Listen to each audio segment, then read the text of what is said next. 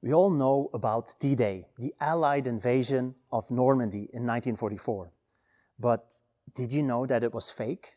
It was a hoax, a diversion to hide the real invasion, which was going to happen in Calais, in the north of France. Or at least that's what Hitler thought.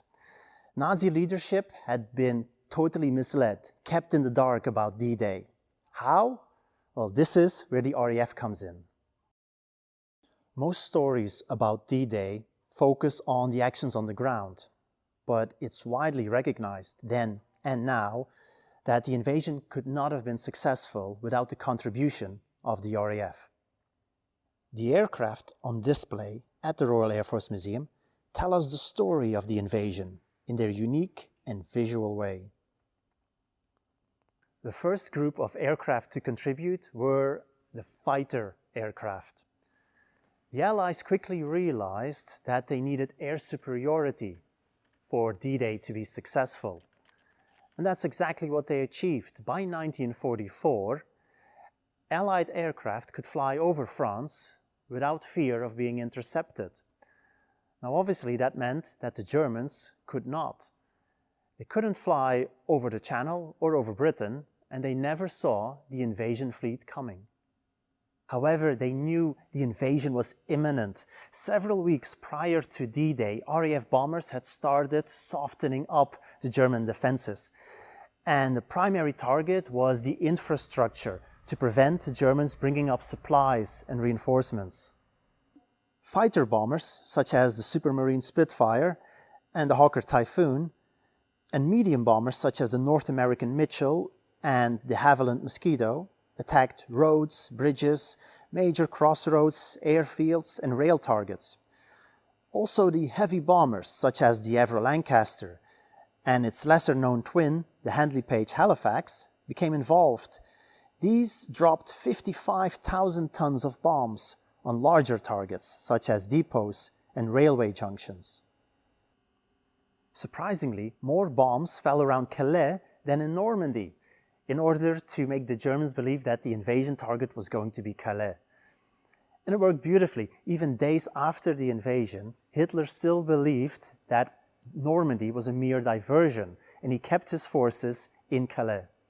The aircraft most closely associated with the invasion of Normandy is this Hawker Typhoon. It was derived of the Hawker Hurricane, but much more powerful. And also it was destined to be the new RAF fighter aircraft, even replacing the famous Supermarine Spitfire. However, it had one major weakness. Just like the Hurricane, it had thick wings. These thick wings meant that it couldn't perform well at high altitude, thereby making it ineffective as a fighter aircraft. However, it performed very well at low altitude, especially because of this massive engine. That, combined with an impressive firepower of 4 machine cannons and rockets, meant that it was a very powerful ground attack aircraft. During the invasion in Normandy, it attacked, bombed, strafed, rocketed anything which moved. German tank crews were so petrified of the Typhoon that they abandoned their tanks as soon as they saw the Typhoon coming. The invasion of Sicily in the summer of 1943 had taught the dangers of wrong identification of aircraft. Several aircraft were shot down due to friendly fire. Anti-aircraft gunners tended to fire first, ask questions later. Now, they quickly realized that the invasion of Normandy was going to be much bigger than that of Sicily, so also the losses were going to be much higher. So for that reason, they decided to put identification markings on the aircraft called invasion stripes. And that is what you see above me. So white, black, and white again.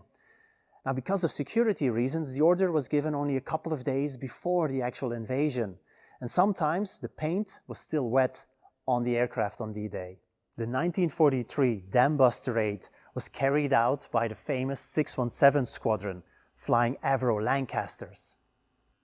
The RAF Museum has recently launched its excellent Dambusters virtual reality experience. which is open to all visitors.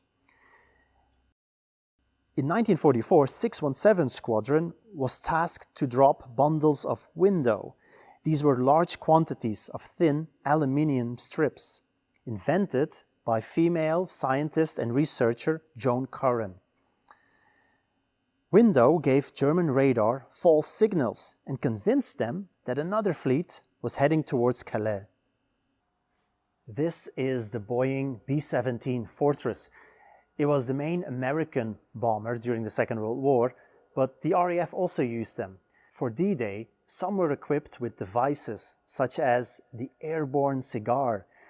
This consisted of powerful receivers and transmitters, jamming German radio frequencies. On the night of the invasion, RAF aircraft dropped 450 paratroopers who, strangely enough, were all called Rupert. In fact, Rupert was a sackcloth filled with sand and straw in the crude shape of a dummy parachutist.